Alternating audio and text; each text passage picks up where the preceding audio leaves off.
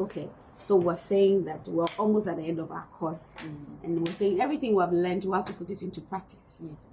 It can be nice in the notebook, but there must be a reason why you came to pay money. I collected your money. It's small, but I enjoyed it. And so we have to put them into practice. So start small, whatever your vision is. In your notebook, I will want you to put a date, okay, and write out a short vision of why you want to go into bread making.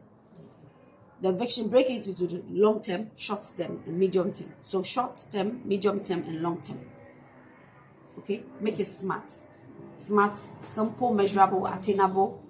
Give it, make it realistic, and let it have a time bound. All right. So simple example.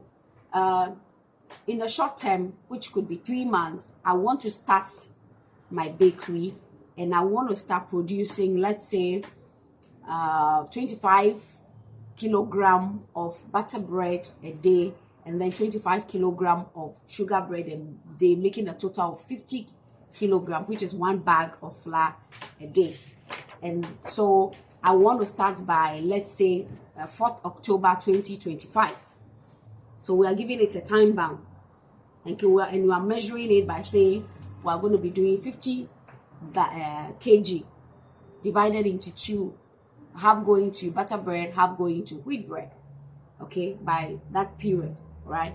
So you have stated the vision, you have given it a time bound, you're making it realistic by actually saying I'll start with 1 bag. You're not saying I'm starting with 10 bags. If you say 10 bags, then you are being unrealistic, because you may not have the market, you may not have the capacity. The capacity could be the tools that you need, and even in your own personal capacity to handle 10 bags, you don't have it, because your training, you have to practice and get the experience from the practice. And the true of us, give me feedback if you hear me. Yes. So state the short-term goal by telling yourself you have to start, and you have to drive yourself. Find motivation from within. Okay. If you can't find motivation from within, find it on social media. Yes, please. Social media has all the tools you need to succeed. It depends on where you are looking, the type of video you're looking at. Okay. So if you like drive, go on to somebody who is already in the business that you want to start. Okay. Look at what they are doing. Okay. If they have stories out there about their success, their journey, listen to the stories. You will be inspired. I do a lot of that. I will go on to South Africa bakeries, Nairobi, Okay. Japan. I As for Japan, yes, I love them. right. They are well vested into this bakery thing. Exactly, and there's so many others. Turkey is one. I like looking at Turkish videos, and even Nigeria, my backyard here. You'll be amazed at the number of success stories that are there. They will tell you how they started with 2 Congos. Their Congo is our version of Olonka. Yes, please. Okay, how I started with 2 Congos from my kitchen, and today they are making over 100 bags of flour for production per day, and they have so much distribution vans. I have a friend from Nigeria, Mr. Goodluck. Mr. Goodluck's father used to be in bakery, and he is doing so well. And so you'll find motivation from other people's stories, because there are moments that you'll be down, there's days that you have no energy. You have no energy at all. But so going to listen to other people's stories can inspire you, and then your own personal drive. What is chasing you to go into bread production? I keep telling you, I hold a master's degree. I brag about that so much. Yes, of course, I hold a master's degree, and I'm using it to bake bread. What was the motivation? There must be a vision, isn't it? Sure. So are we on course? That's a story for another day.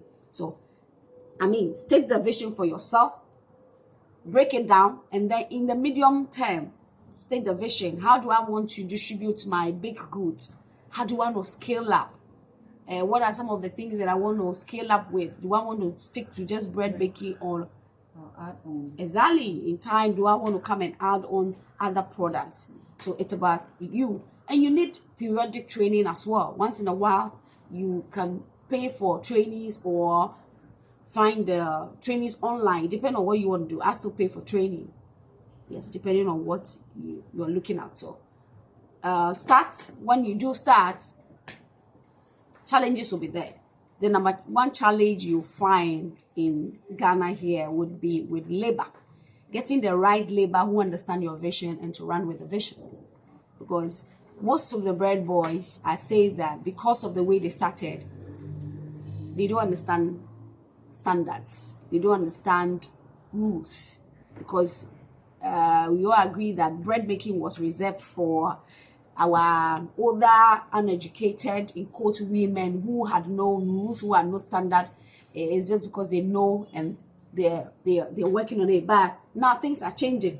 But so if you get people who are coming from places like that, and you want them now to come to your place where the rules operate, it becomes difficult. Are you hearing? Yes, please. So you have challenge with that. But get people who know a little about it or who have no knowledge, train them, and you will have good use of them for a period. Once you start, have the standard yourself. Right from day one, set a culture for the business.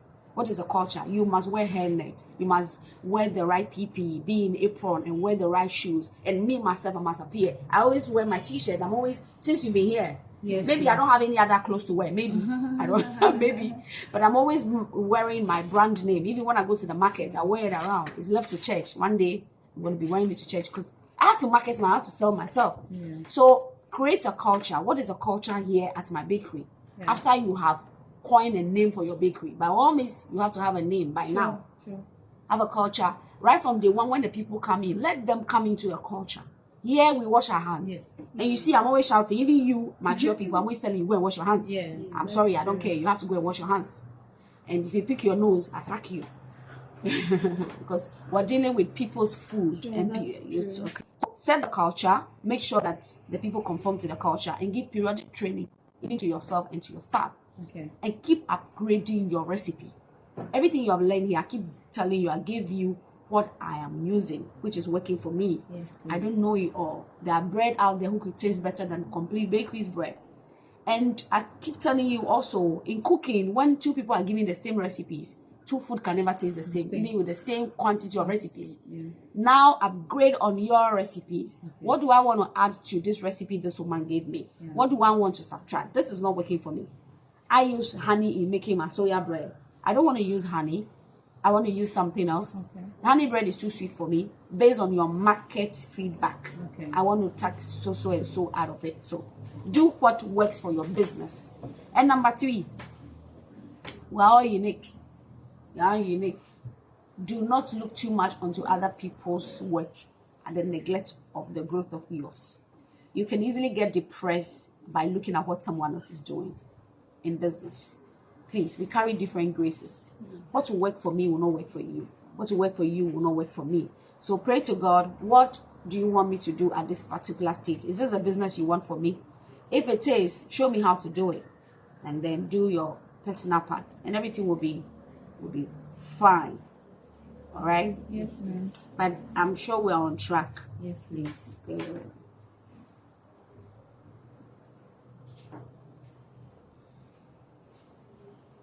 Mm.